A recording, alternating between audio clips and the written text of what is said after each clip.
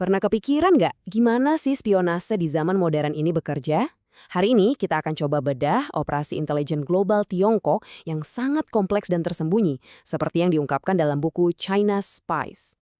Biar kita kebayang seberapa besar skala operasinya, kita mulai aja dengan peringatan keras langsung dari Direktur FBI. Coba deh bayangin, setiap 10 jam.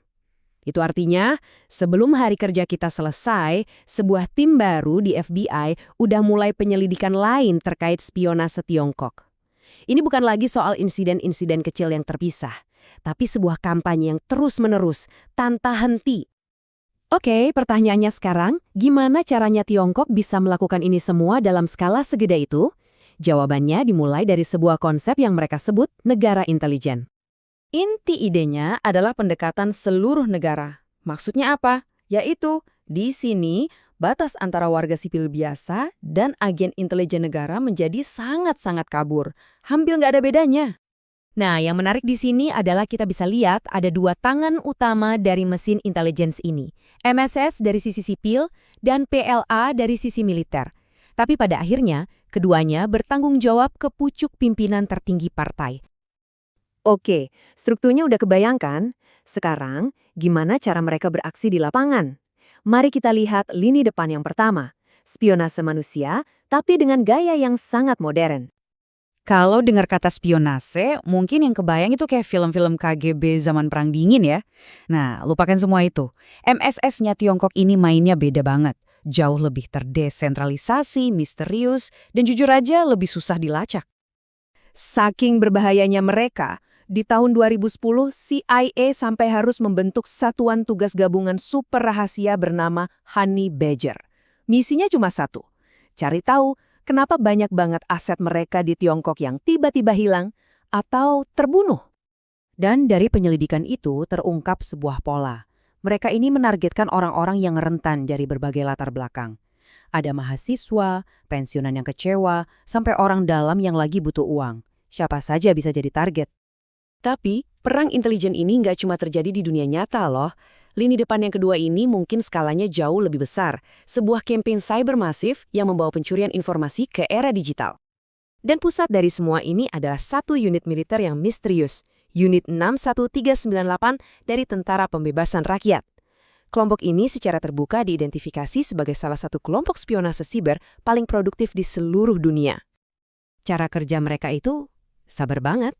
Seperti yang dirinci dalam laporan keamanan terkenal dari Mandiant, mereka punya proses multilangkah yang dirancang bukan untuk bikin keributan sesaat, tapi untuk mencuri data dalam jangka waktu yang sangat panjang. Dan kunci dari permainan mereka adalah kesabaran. Rata-rata, unit 61398 ini bisa nongkrong di dalam jaringan korban selama hampir setahun penuh sebelum akhirnya ketahuan. Bayangin deh, data apa aja yang bisa mereka kumpulkan dalam waktu selama itu tanpa ada satu orang pun yang sadar? Oke, jadi mereka mencuri rahasia lewat agen manusia dan lewat dunia siber.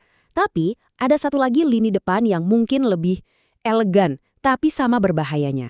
Di sini, Tiongkok bisa menang tanpa perlu bertempur sama sekali, yaitu melalui spionase ekonomi dan politik. Salah satu alat andalan mereka adalah program 1000 Talenta. Kedengarannya kan seperti program rekrutmen biasa yang positif ya. Tapi, FBI memperingatkan, program ini seringkali cuma jadi kedok untuk transfer teknologi secara ilegal. Para pesertanya ini diiming-imingi banyak hal. Gelar kehormatan, uang yang gak sedikit, akses ke lab canggih. Tapi ada syaratnya. Mereka seringkali terikat kontrak untuk membagikan semua penemuan baru mereka secara eksklusif ke Tiongkok. Dunia korporat jelas menjadi medan perang juga. Dan salah satu studi kasus yang paling sering dibicarakan dan paling kontroversial, ya siapa lagi kalau bukan raksasa telekomunikasi Huawei. Perjalanan Huawei ini menarik banget, mulai dari didirikan oleh mantan perwira militer sampai akhirnya di blacklist oleh banyak pemerintah barat. Di sepanjang jalan itu selalu muncul tuduhan pencurian kekayaan intelektual dan ikatan mereka yang tak terpisahkan dengan negara Tiongkok. Nah, ini dia lini depan yang terakhir. Dan mungkin yang paling sulit dideteksi, pengaruh politik. Ini bukan operasi cepat, ini adalah permainan jangka panjang untuk secara perlahan menanamkan pengaruh dan membentuk opini publik di negara-negara lain. Caranya macam-macam, mulai dari mendekati politisi muda yang karirnya lagi naik, menggunakan organisasi-organisasi yang kelihatannya legal sebagai kedok, sampai yang lebih ekstrim, mendirikan semacam pos polisi nggak resmi di luar negeri untuk mengawasi dan mengintimidasi warganya sendiri.